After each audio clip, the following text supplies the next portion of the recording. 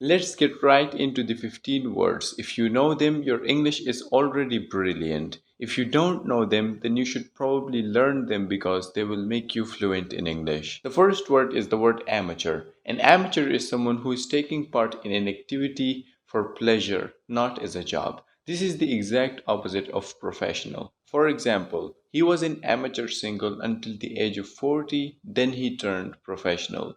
Another example is most YouTubers are amateurs. They don't know what they're doing, they're just uploading random videos. The second word is obnoxious. It means unpleasant, annoying, or offensive. This is an adjective. For example, when my friend is in a bad mood, he's obnoxious to everyone. The businessman that we bought clothes from last night was very obnoxious. The next word is famished. This means extremely hungry. Sometimes when you don't eat for a complete day, maybe you're fasting, then you get famished. You're completely, absolutely hungry. For instance, I can say, I got famished last night at 11 p.m. Or maybe I can tell you, have lunch with us. You must be famished right now. The next one is a good one. It's stubble. Stubble is this short hair that grows on a man's face if he has not shaved for a few days. If you're a man or a boy watching this, when you shave your beard, your face is completely clean. But after a few days, you get this stubble, you get these little hair on your face. Like maybe on my face, you can see, I don't know if you can see properly or not, but like this is stubble, a little bit of hair on my face. A good example would be I'm rubbing the stubble on my face. The next word is pessimism. The feeling that bad things are more likely to happen than good things. It's this negative feeling that we have that in the future something bad is going to happen. For instance, there was a note of pessimism in his voice as he spoke about his future.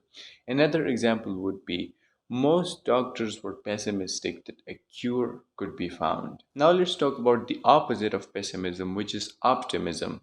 It is this feeling that good things are more likely to happen than bad things. It's having confidence and hopefulness about the future. For instance, I can say, I'm optimistic that Mike Tyson will win against Jake Paul. When you feel energy and optimism, all kinds of opportunities open up. The next word or phrase is nerve wracking. If something is nerve wracking, it means it's very difficult and it's causing you a lot of worry. For example, I can say, my friend's wedding party was the most nerve wracking thing I've ever experienced because we had to do all of the arrangements ourselves. The next example would be making YouTube videos is a nerve wracking thing. It's very difficult to do and it's causing me a lot of worry sometimes, but most of the times it's enjoyable. The next word is the word gamble. To gamble means to do something that involves risk which might result in losing money or failure, hoping to make more money or achieve success. Mainly, there are two contexts or places that we use the word gamble in. The first one is to gamble in a casino. That means to maybe if you have $100, you go to the casino and you gamble, you play some dice or whatever games and hoping that you will make some more money. Sometimes you lose, sometimes you win.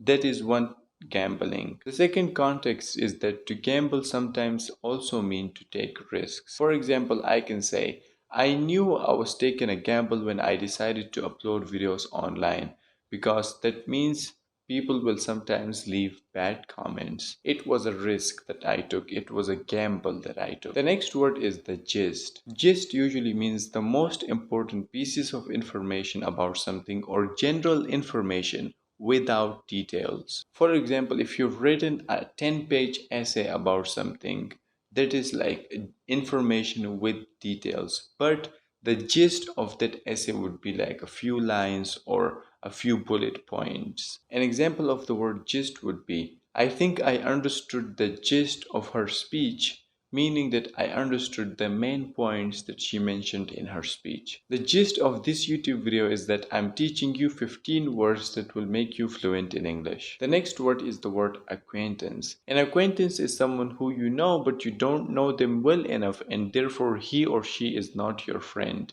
We have three levels when it comes to people. First, there are strangers. Then we have friends, and acquaintance are people in the middle. They are not strangers because we know them, we kind of interact with them, but they're also not our friends because we don't know them well enough, like we don't know their life and what they're doing. For example, I have a lot of acquaintances at the gym that I sometimes work out with.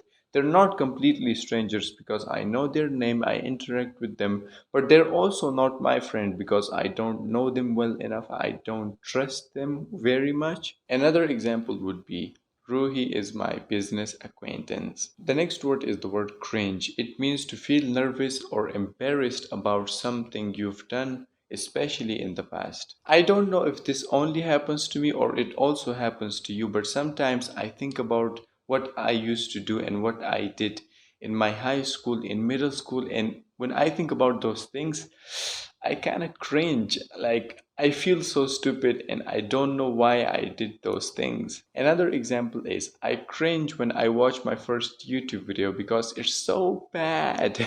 It's still on my channel. If you want me to feel more cringe, go watch that video. The next word is the word speculate. It means to guess possible answers to a question or possible opinions about something because you don't have enough information to be certain. For example, I'm speculating that it snowed yesterday. I don't know for sure because I didn't go outside, but it might have snowed. The journalists are speculating about who will be the next president.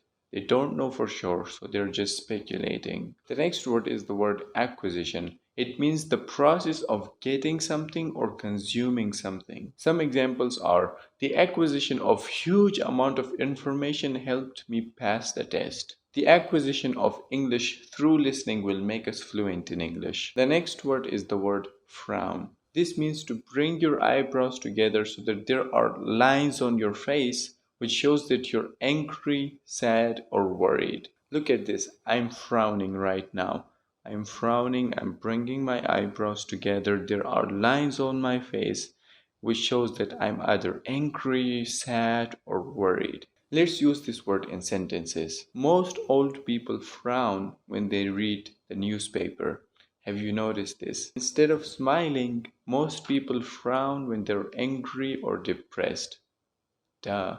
The last word is the word slouch. This means to stand, sit, or walk in a way that your shoulders are forward and your head is kind of bent a little bit, which shows that you're tired or lazy. So, kind of like this, some people are like so bent over, their shoulders are very forward and they walk or sit this way. This shows that I'm very like tired and I don't have energy. Most people slouch when they sit or stand, which makes them look very insecure and not confident. Some examples would be most teenagers slouch when they play video games. Another example would be slouching is bad for our posture. I hope you were taking notes and you got to learn some fresh new vocabulary. I will keep uploading videos like this in the future, so make sure you're subscribed to our channel for that. In the meantime, you can watch this video in which I shared my special method for learning vocabulary on your own.